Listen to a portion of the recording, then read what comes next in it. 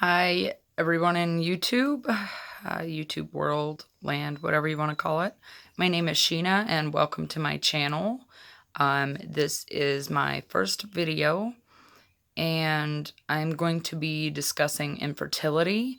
So if you are not interested in learning about infertility and the effects it has on other human beings, couples, even single people, I'm sure, then this is probably not the video for you. I do discuss some IVF, IUIs, things like that. So if you're interested in those, then stick around. Okay, my name is Sheena again. I already mentioned that. My husband and I have been married coming up on 12 years, August 12th, a couple of weeks away. We have been trying to conceive for almost 13 years, come November of this year. It'll be 13 years. And we have been through hell in a handbag, to put it the nicest way, I guess. To start off, I was just like everybody else, probably like some of you who think, oh, I'm going to get pregnant right away. Little backstory, my husband and I started trying so soon because I had never met any of my grandparents, and my father is one of the greatest people I've ever known, and I wanted my children to know him. And it just kind of grew from that to my yearning and desire for a family, and just the thought of something being created from my husband and I that is so perfect, in every single way, that is the reason I am alive. I feel like the reason I am on earth, one of the reasons, is to be a mother. So that is kind of the backstory of why we started trying even before marriage. We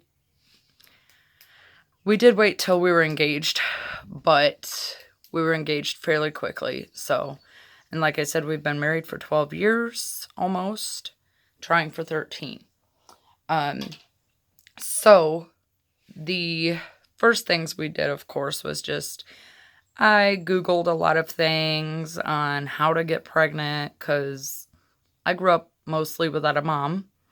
My dad and I were not, we did not talk like that, of course, and I, of course, didn't even want to tell him that we were trying before marriage.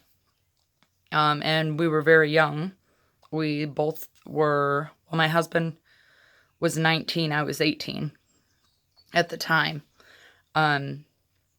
We tried for months, and of course that first month when I'm like, okay, yes, we're going to be pregnant, I can't wait, took that test and it was negative, and I was just confused, like, okay, this is weird, I don't know why I'm not pregnant, like, that naivety of being so young, thinking that the world was so simple, I guess. Knowing I had been through a lot, but for some reason I thought this was going to be so easy. So we tried again and again and again. And it's pretty funny, actually. We got married 9 months after we got engaged. And everyone thought we were pregnant because we were so young. No, we're not pregnant. So, when our wedding came around and I still wasn't pregnant, we're like, okay. It's been 9 months. I was distracted with the wedding planning. We did a lot of things ourselves, decorations and such, food. So I just kind of let it slide off my shoulders. And then after we were married for about 6 months, we moved to Kentucky, where we got our first place together as husband and wife, alone together, not living with parents and such. Yes, we did things backwards, but here we are today. We own our own home, our own farm, small farm, but it's ours. My husband has a wonderful job, and we're doing fine. So when we moved to Kentucky, the first thing is I went to a gynecologist who gave me Clomid.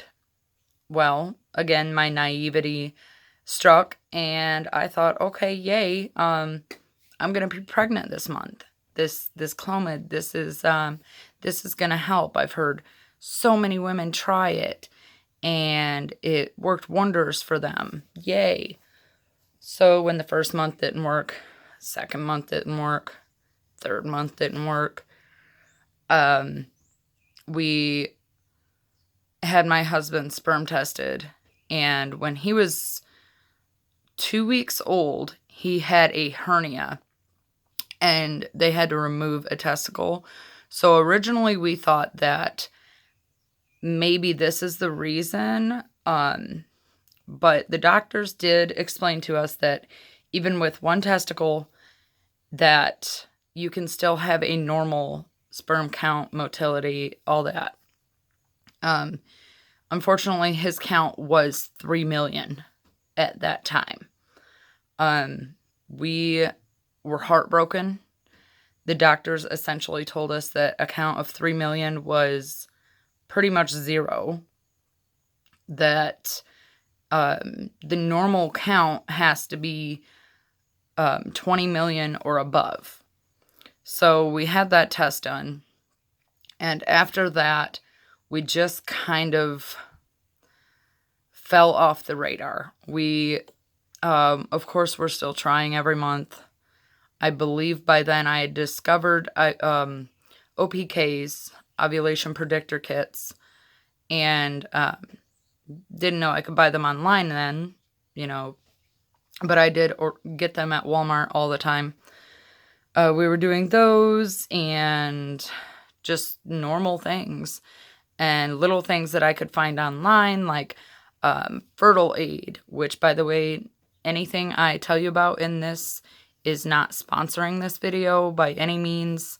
Fertile Aid is kind of like an herbal substance to help women conceive, regulate your menses, which my menses weren't completely off anyways, but it did completely regulate me. Unfortunately, that didn't work. I tried the Geritol, which I had heard wonderful things about. That didn't work. I tried the menstrual cups. There are countless useless things that I've tried just before going back to a doctor to see if there was just something simple that we needed to do in order to get pregnant, that we weren't going to spend thousands on. Because when we first moved together in Kentucky, which, by the way, we live in Michigan now, we didn't have that kind of money. We weren't bad off, but we were by far, we were poor, essentially. We could pay our bills, feed ourselves, and that was it. And that was stretching it. So I guess you can't really say we were poor. There's a lot of people are worse off than that. But we just were living within our means, I guess. And sorry for rambling. Cars. I have to have my windows open because it is too hot in my craft room. So some things happened. We ended up moving back to Michigan because we were both tired of being away from family and friends. We had moved originally to Kentucky because he was offered a job by his uncle and blah, blah, blah. And we ended up staying there for 3 years, 3.5 years, and coming home. When we came back, the infertility thing was kind of put on hold while we were looking for a place. Our car was wrecked at the time, so we were looking for a car and jobs and so on and so forth.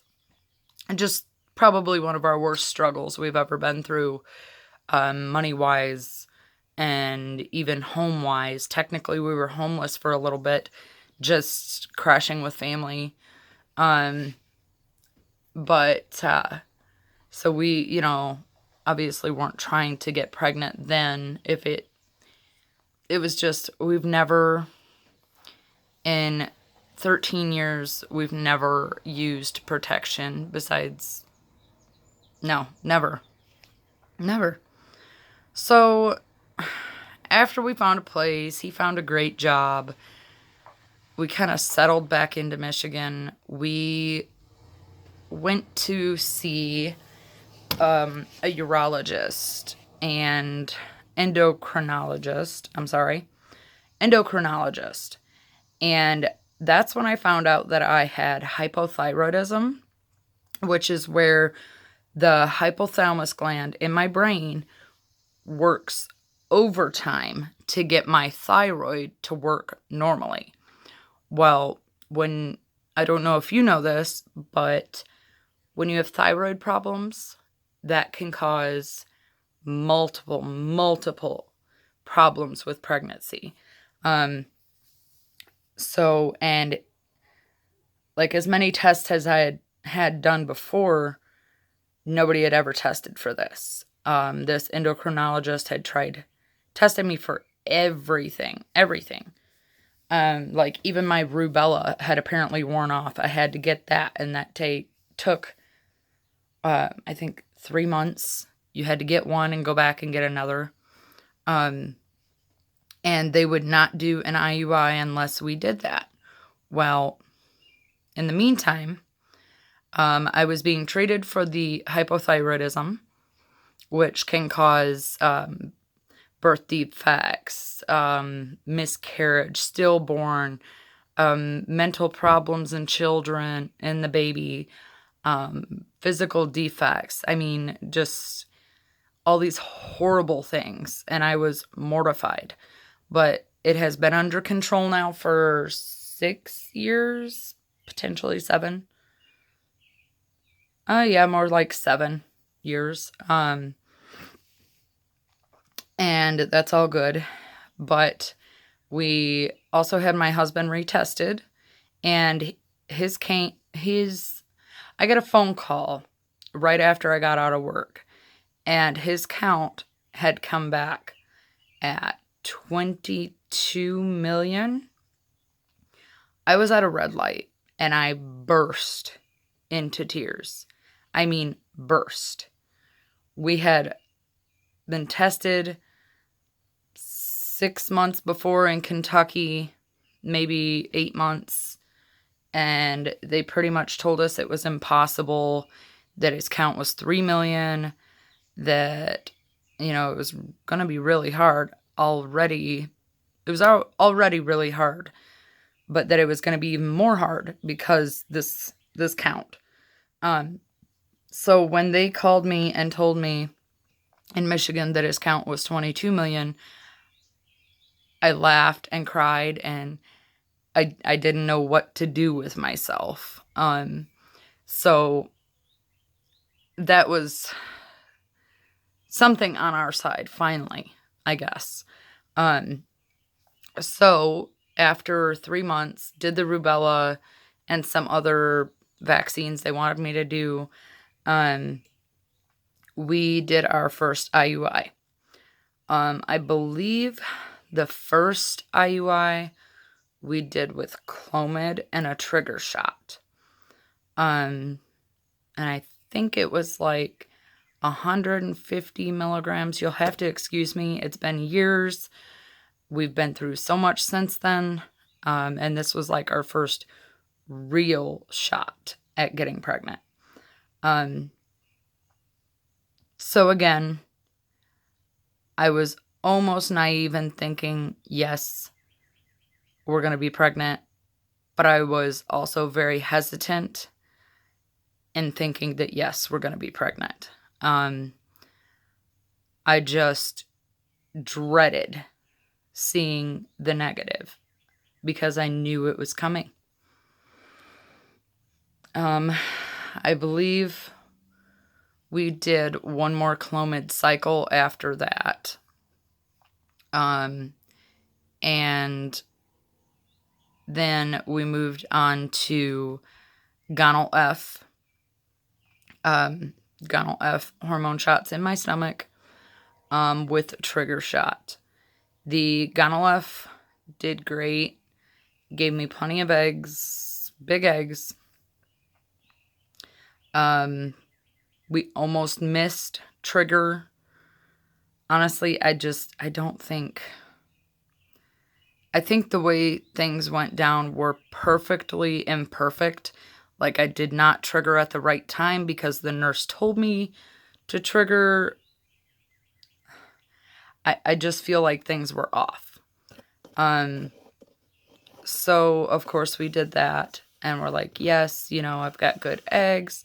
They say my uterus is 18 millimeters and it's perfect. And everything looks good. And your count was high and good motility.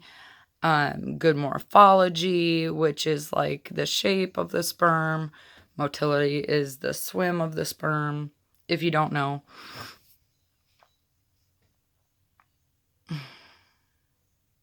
And, of course, it was negative again. And I believe that was around Christmas or New Year's.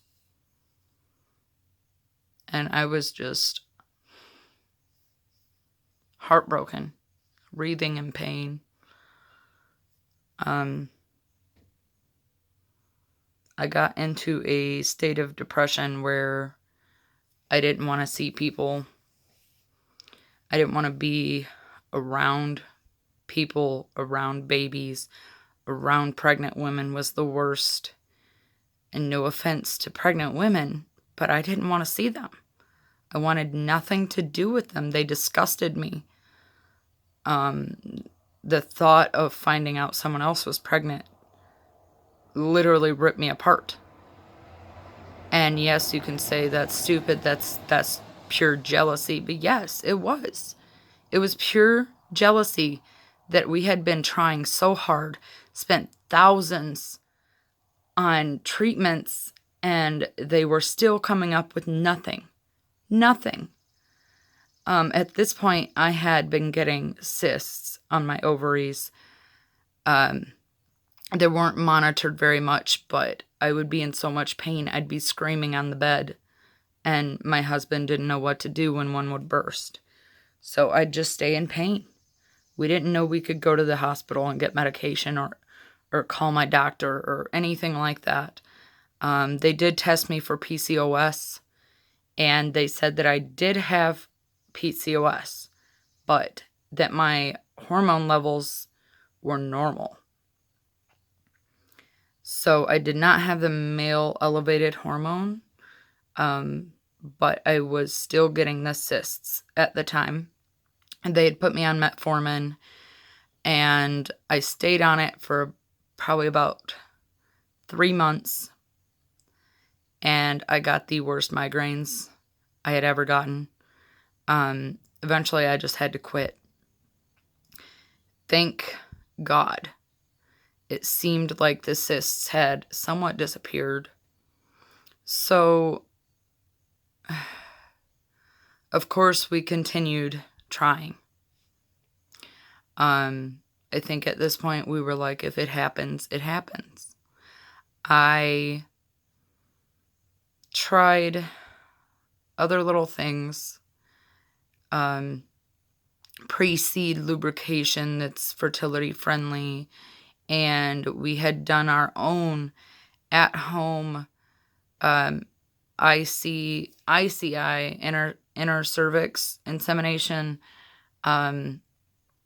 which is essentially you order this little kit online, just like they would, but you don't put the tube all the way up into your uterus. It's dangerous, supposedly, to use unwashed sperm. We had gone as far as using donated sperm. And when that failed, that's when I didn't know what to think. I didn't know if it was me, if it was my husband. I didn't know if it was both of us. I didn't know if it was God. And yeah, you may be angry for what I'm about to say, but I was so mad at God. I didn't know what I did to deserve